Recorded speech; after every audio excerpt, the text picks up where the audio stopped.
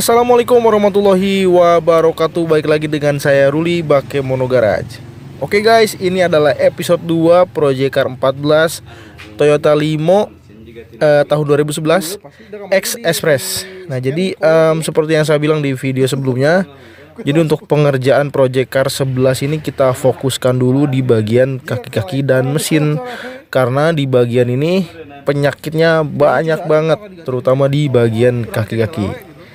Nah ini guys, posisi lagi di bengkel dan sekarang lagi dibuka nih bannya. Jadi seperti yang dilihat ya, ini kondisi untuk kampas rem masih tebal, piringannya udah kemakan. Ini link stabil masih oke. Terus kita ke sebelahnya lagi. Ini lagi dibuka ya. Jadi penyakit yang saya rasain ketika pertama mobil ini saya coba itu pengeremannya njot-njotan. Jadi ketika mobil direm dia loncat-loncat. Kemungkinan dari piringan cakramnya yang nggak rata seperti itu. Oke guys, ini mesin kondisinya seperti ini ya. Ini kayak mesin dikampakan kondisinya. Tuh, ya kan? Nah, kita lanjut ke bagian kaki-kaki, ini udah dibuka. Nah, jadi ini bisa dilihat nih.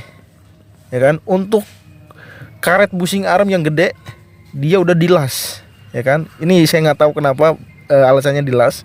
Mungkin karena oblak atau segala macam.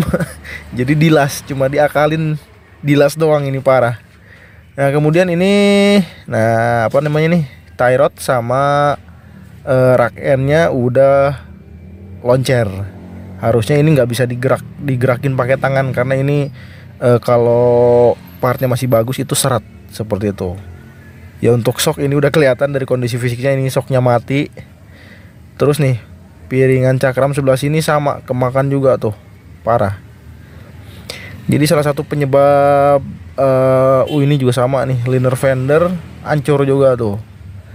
Nah jadi penyebab salah satu dari mobil kalau direm dia njot-njotan atau remnya nggak pakem, ya salah satunya dari piringan cakram yang nggak rata. Oke guys, as balok atau cross member ini lagi kita turunin karena mau servis rak setir. Jadi keluhan yang saya rasain ketika kemarin nyobain mobil itu, ketika kita belokin setir patah ke kiri, dia lancar, normal seperti itu. Nah sebaliknya ketika kita belokin patah ke kanan, nah setir ini nggak balik, harus ditarik pakai tenaga tangan baru dia setirnya muter seperti itu. Jadi perkiraan saya ini internal rak setirnya udah bermasalah nih. Jadi nanti kita lihat. Nah kemudian ini engine mounting tuh, karetnya udah sobek, engine mounting tengah. Jadi ya mau nggak mau harus diganti juga kalau mau enak. Selanjutnya untuk karet bushing itu udah pada hancur semua, dan kondisi arm nanti akan saya lihat dulu. Kalau misalnya kondisi armnya udah nggak bener, ya kan, mending kita ganti satu set aja seperti itu, daripada kita ganti bushingnya doang tapi armnya jelek, armnya kondisinya udah nggak memungkinkan. Ya percuma juga kita ganti bushingnya doang. Oke guys, ini dia kondisi rak end. Ini bekas getokan, jadi bekas diservis. Ini ada ujung arm yang jeding, ya kan, yang bengkok. Kemungkinan sih ini pernah ngehantem beton atau lobang dalam, jadi dia kehantem yang namanya ujung sayapnya atau ujung armnya. Kemudian ini as tengah rak setir udah sedikit oblak. Jadi sekalian aja nanti akan saya ganti bearing rak setirnya, dan nanti akan saya cek juga lahar pinionnya atau lahar bambunya. Nah kelihatan kan ini jeding tuh. Jadi kemungkinan ini mah harus ganti satu set sih sepertinya. Karena kalau kita ganti cuma karet bushing atau joinnya, dia nggak akan bener. Jadi nanti akan saya konfirmasi dulu ke yang punya mobil Kalau yang punya mobil bilang oke, langsung saya berangkat nyari partnya. Oke guys, yang punya mobil udah bilang oke, silakan ganti aja baru semua. Jadi ini saya udah beli partnya nih. Jadi untuk sayap saya ganti satu bundel baru semua, berikut karet bushing yang gede sama kecil, terus ball joint kanan kiri ya. Kemudian untuk tie rod dan juga rack end itu diganti baru semua. Ya kan, karena kondisinya dua-duanya udah di bawah 50% ya. Yang satu mungkin udah 10%-an lah, udah sampai loncat kayak begitu. Jadi kita ganti pakai part baru semua.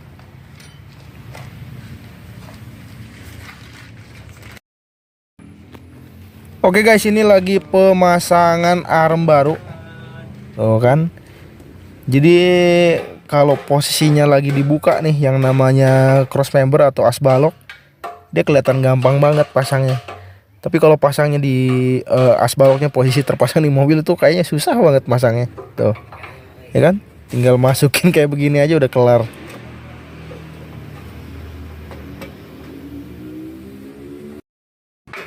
Oke guys, ini yang sebelah udah dipasang tuh. Ini lagi pasang yang satunya lagi.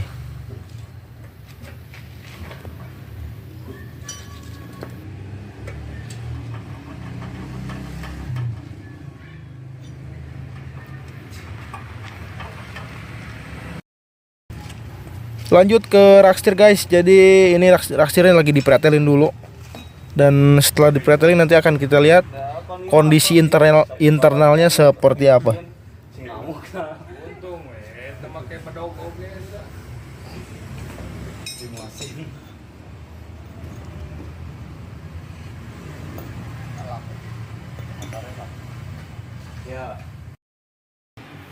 Oke guys, sementara rakstir lagi dibongkar, ini saya mau berangkat dulu ke bengkel bubut untuk ngerapiin permukaan si piringan cakram atau rotor ya.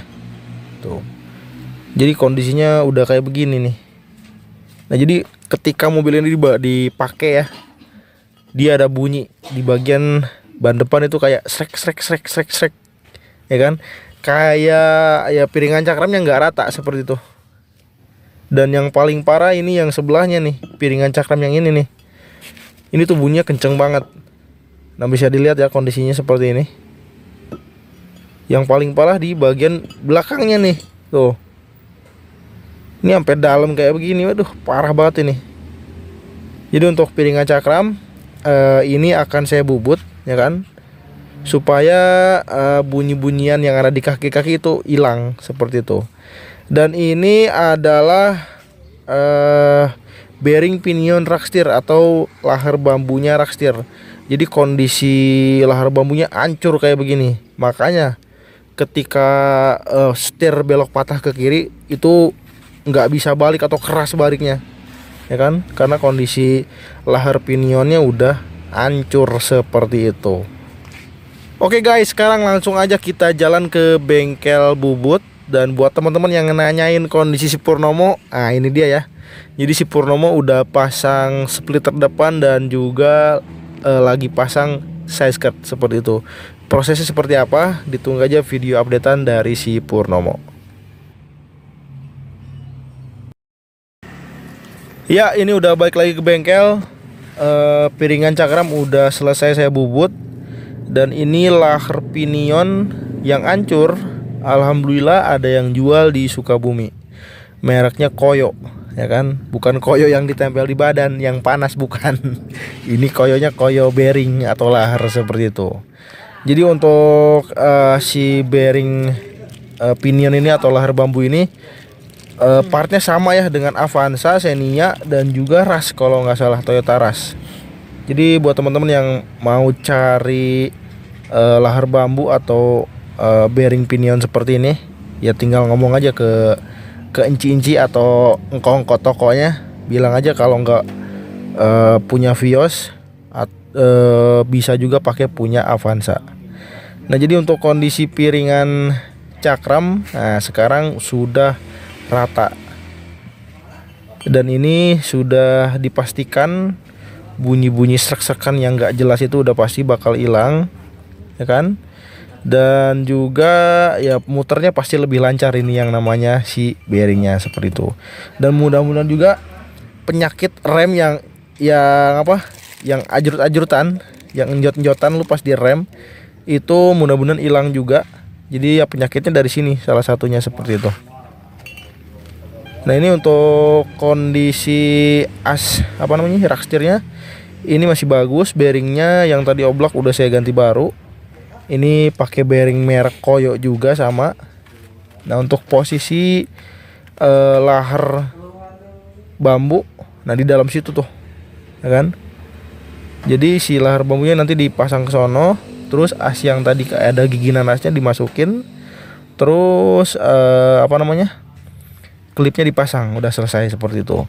Dan untuk gigi nanas yang di as panjang bawahnya tuh itu masih bagus semua, nggak ada boncel, nggak ada patah segala macem. Jadi untuk kondisi rak setirnya masih layak pakai.